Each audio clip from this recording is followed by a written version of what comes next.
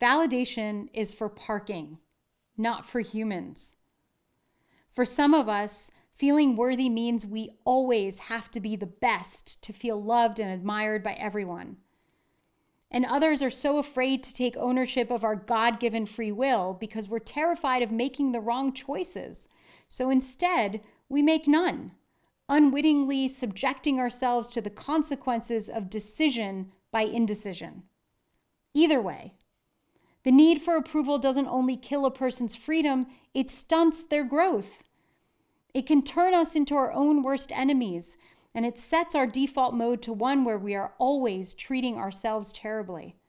And the only thing that is guaranteed when we are perpetually striving for perfection is that we will fall short of that unrealistic goal. One of the biggest sources of self-loathing is the need to be perfect, either by our own standards of perfection or by others. Before we can embark on any inner work or experience any true growth, we must first unshackle ourselves from these narratives that are holding us back.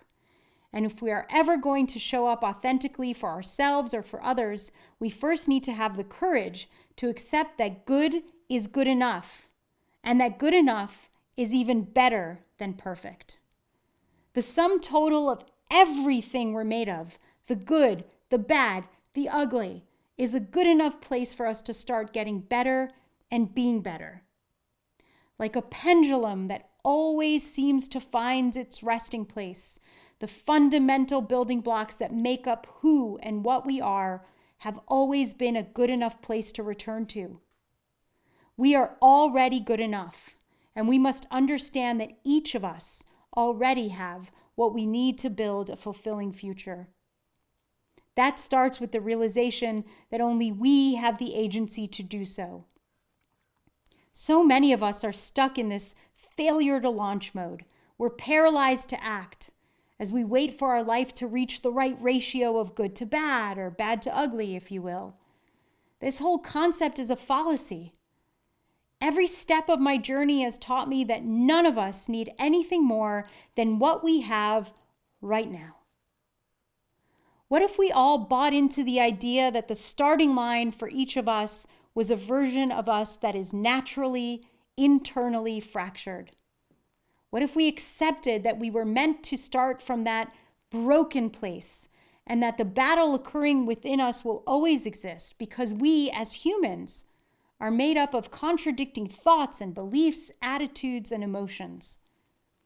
Imagine if we truly believe that we have the capacity to be both afraid and courageous, trusting and suspicious, joyful and sad. To me, the notion that we are already born possessing everything we need is actually incredibly comforting, because that means that we hold the fundamental building blocks to not only survive, but to thrive. It means that we possess enough. What if we're actually good enough right now? What if we are already harnessing and redirecting the energy for our future generations, because the future depends directly on the energy we put out there in this lifetime while we're in this physical body? We have the agency and can decide for ourselves whether spending our energy to contribute to the well-being of people we will never meet is something to be seen as a burden or a gift.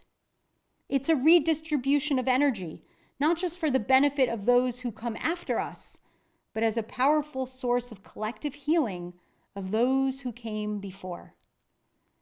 So if we still find ourselves struggling to accept our own worthiness, it should at least be easier to believe that those who will come after us are surely worthy of our efforts. And they will build upon our work, just as we build upon that of our ancestors.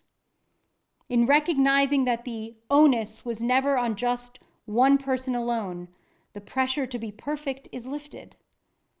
If we are all collectively satisfied with good enough, and we strive to do the best we can each day with the given circumstances, then we will grow together into something exquisite and perfectly built with all our perfect imperfections.